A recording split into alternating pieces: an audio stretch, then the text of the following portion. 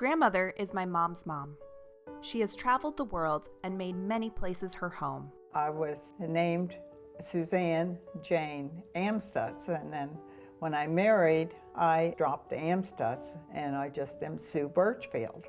Indian Harbor Beach, Florida is the place we visited throughout my childhood.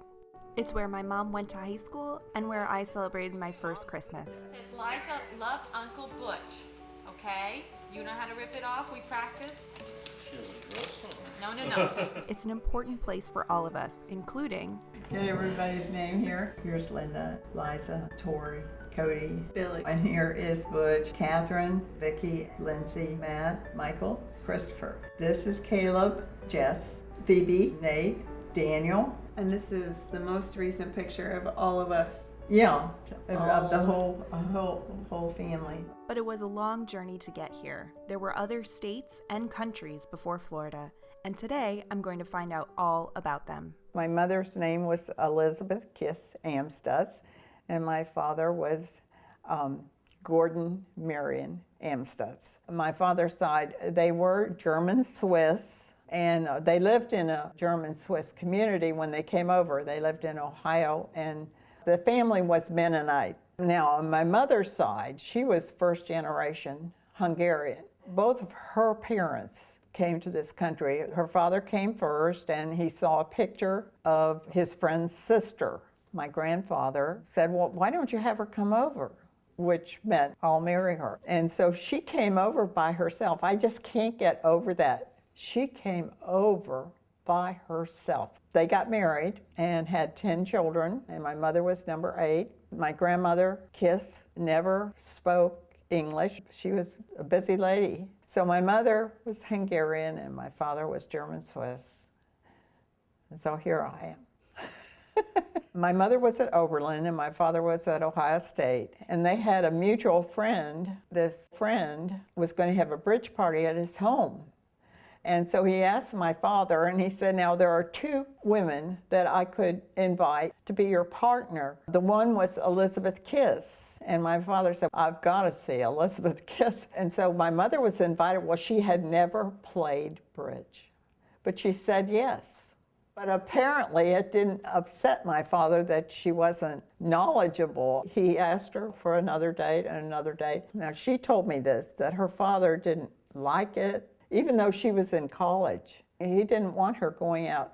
So she had to sneak out for that first date. But anyway, she did. And Good thing she did. This picture was taken after the war. My brother and I were at Ohio State, and it was Easter time. We came home. My parents lived in Dallas. I found this picture of my husband, and this was the same time.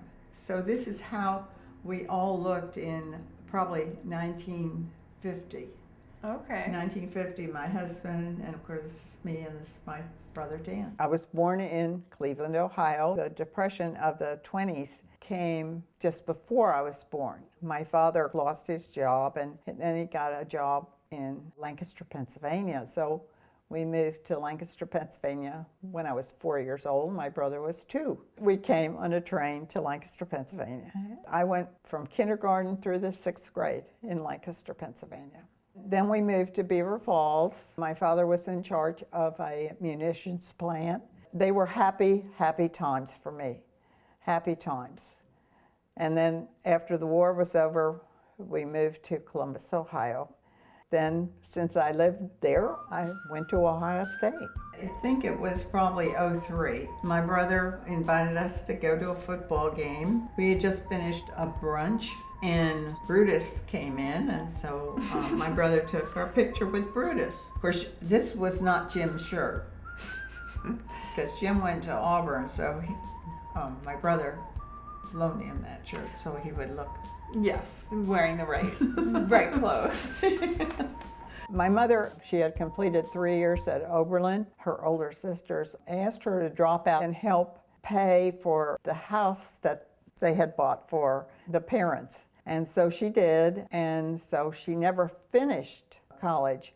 And then when we lived right close to the campus at Ohio State, she started going to night school. But then, to get her degree, she had to do some daytime classes. And I was a freshman when she was a senior, and we would have lunch together. So that was good. I wanted to be a fashion editor. So the university set up a curriculum for me, which was some fine arts, some journalism, and some home economics. Well, home economics and me didn't work. So I went into arts and sciences. I thought I would be an executive in a corporation. I was very active in campus activities. It was a time when women hadn't quite achieved the status, the Dean of Women, and there was another lady, and they sort of promoted, women doing things. And so I just thought the world was there for me. After I graduated, I did get a job in an insurance company, but it was not what I wanted. So I went to secretarial school, and that's something probably you don't know about, but they have these little schools where they teach shorthand and typing and spelling. I just loved the shorthand and got a job in a one-girl office, and my boss talked so slowly that I just wrote it out in longhand. And then I got another job, and he too talked so slowly. So I lost the shorthand, but I enjoyed those jobs. My brother had graduated from Ohio State, and he had a job that took him to Geneva, Switzerland. He said, "Why don't you come over?" So he arranged for me to go on a freighter. And it was 19 days on that ship. I enjoyed it very much. And then I stayed with my brother for about 3 months. I was living in luxury. He would call and say to meet him downtown. We were having dinner someplace, so we had dinner, out. I would take the train in every day and walk around the city. Sometimes I would take the train to Lyon, France. It was just a really, really fun time. And then when Dan would go to Copenhagen, well, of course, he would fly, but I would take the train and meet him there. We went to Milan, Italy. When we went skiing one weekend, we went to a very plush ski place. I went ahead of him, and so I was taking skiing lessons. And so when he got there, he said, "You don't need those." Well, I did, but it was on his tab. It was time for me to come home. I didn't realize how much he was shelling out just for my pleasure. He was working with Cargill, which is a grain company. He was doing very well. He left Cargill and went to Goldman Sachs, and then he went on to be in the Reagan administration as the Assistant Secretary of Agriculture. For a while, though, too, he was in the State Department under Bush. Then he worked in London for a while. He was a grain specialist. It was an interesting career for him. Then I decided I really wanted to teach. So I went to SMU, and then there was an ad in the paper of this little town, Farrell, Texas, that wanted an English teacher. So I went there. For 1 year, I taught 9th and 11th graders and directed the junior class play and was in charge of prom. I had a heavy schedule, but I loved it. And then I started dating Jim Birchfield. So we got married in the summer. So I never taught anymore. At church, we had a young adult group, and it became a way to meet people. He came into town too from New Jersey. But what he did, in the morning he went to the Methodist church, and the evening he went to the Presbyterian church. And of course I met him at the Presbyterian church. He wasn't the only one who did that. On our first anniversary, we had Linda, 2 months short of 2 years, and Butch was born. We moved to Switzerland in February 1965. Jim was transferred. I never thought I'd ever go back to Geneva, but I did. We lived there for almost 2 years, and then we came back. So he was born several years after you had moved back then. Yes, which was a big shock, because I was told that I couldn't carry anymore. I got a phone call from the doctor that said I was pregnant. And I can remember, just being stunned. We were just of a mindset of this was our family, this is it. Both Jim and I think we became younger to have a child after 9 years. Well, we came back in 1967, and then we left there to come to Florida in 1974. It was a job with Harris, a new job. He had been a stockbroker. The market got really bad, but in the long run, his experience doing that got him the job that he had here. We had a rental. Then when this lot was available, we just went house looking and found this one builder that had a house fit what we wanted in a house. And so we had that builder build his house here. This room was added in '86. He had finished his degree in architecture. He designed the room. We have enjoyed the house so much with this room. We've enjoyed the existing part so much more. There's a clock in that secretary that was a gift to, I don't know whether it was my great-grandmother or before that. I guess her husband built the secretary around the clock. During the time it got pushed out of the house, the top part was in a barn, and chickens were roosting in the shelves in the top part. The bottom part was just on somebody's back porch, but my Aunt Hulda, she had both those pieces and the clock shipped back to Columbus, Ohio, and it was refinished then and given to my father. It was in the dining room, and I can remember doing my homework at that desk.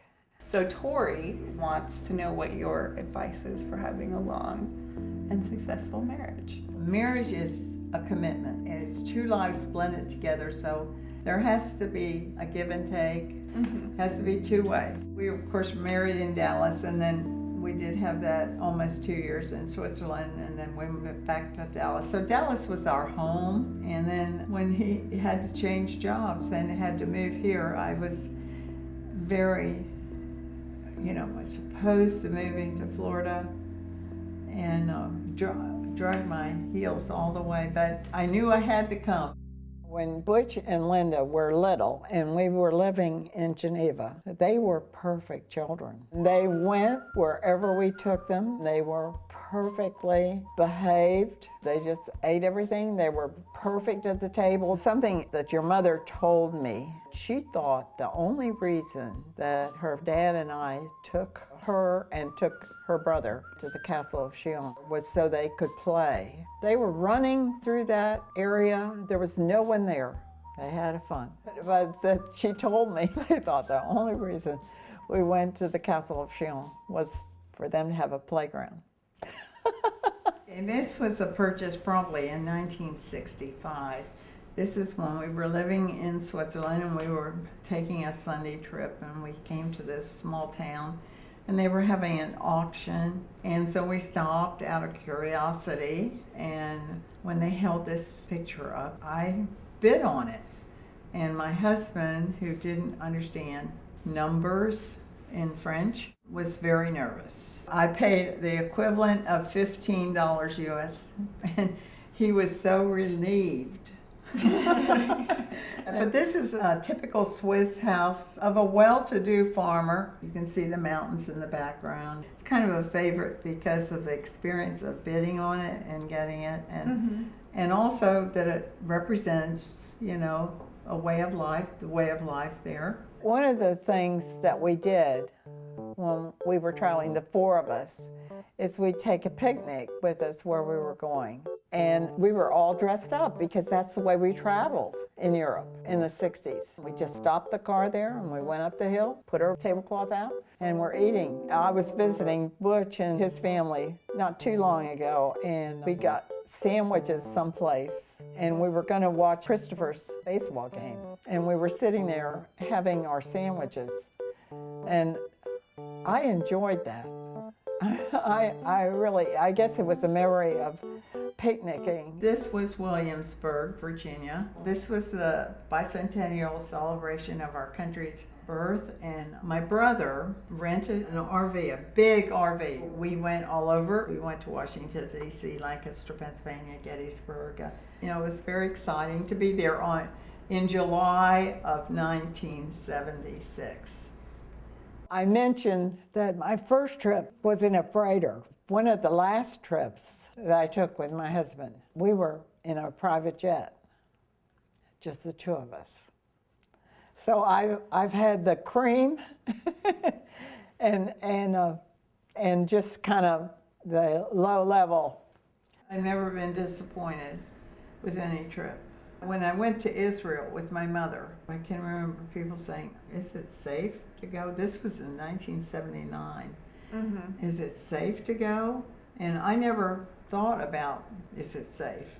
That's interesting because I went with my mom in 2010, and it was sort of the same situation where people were asking, what are you thinking? You would have been at a time where there was more access to certain places. Yes. We could go up to the mount and we could go in the mosque. Oh, wow. When I went to Europe on that freighter, we did stop in Cuba. What we did is just got on city buses, but there were guards all over the place because Castro had not taken over yet, but there were men with guns all over the place, standing, watching, Wow. And, but there again, no fear. You were just walking around like you're bulletproof. After Butch graduated, I became very active at the art museum and spent a number of years there as a docent and enjoyed it very, very much. My dad had died in '93, and I started going to a Bible study called Bible Study Fellowship. I was asked to come into leadership, and so I had to give up the museum. This is my 21st year in Bible Study Fellowship, and that has been all-consuming for me. It has strengthened me to face life and to just have a relationship with the Lord. Our only study book is the Bible. This is probably the last year that I'll have anything to do with it because I'm moving to Michigan. The area I'm moving to, there's nothing closer than 3 hours away, and that would be hard to do. So this is the last year for that, but I know God has other things for me to do in Michigan. You continue to travel. You were able to go up to Canada and see the polar bears a couple years ago. That was fun. That was fun too. It's just so desolate up there, but yet it had its own beauty. And then to Alaska. I've been to Paris at least 4 or 5 times. I've been to Austria, Hungary, been to Italy, I've been to Norway and Denmark. The mountains are very special to me. The Alps are beautiful. When you go up in the mountains, you almost, this is it. I'm going to stay here. I don't care about ever coming down. There's something about the mountains. Are there other trips that you have left in your head that you would like to do? Oh yes, the train ride from Vancouver to Banff or Lake Louise. And that'll be fun. I'll look forward to that. And then also, I would like to go back to Glacier National Park in Montana. Just stay there maybe 4 days. So maybe that'll work out too. Mm-hmm. Those are the only things I think about at this point. But the biggest journey Grandmother is embarking on right now is her new life in Michigan. It's a new start in a new state that's very different from any other place she's lived. She's facing it with the same courage and excitement as she has all of her travels. I hope I can take on the world in the same way she has and follow the road wherever it takes me.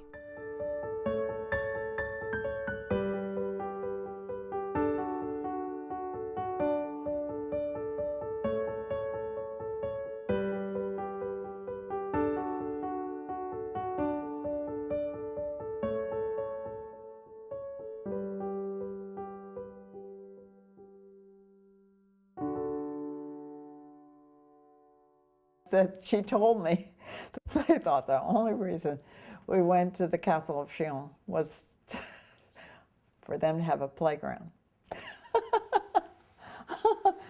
I guess I would like to have you do a kind of a film of them so I could learn what they thought about a lot of things.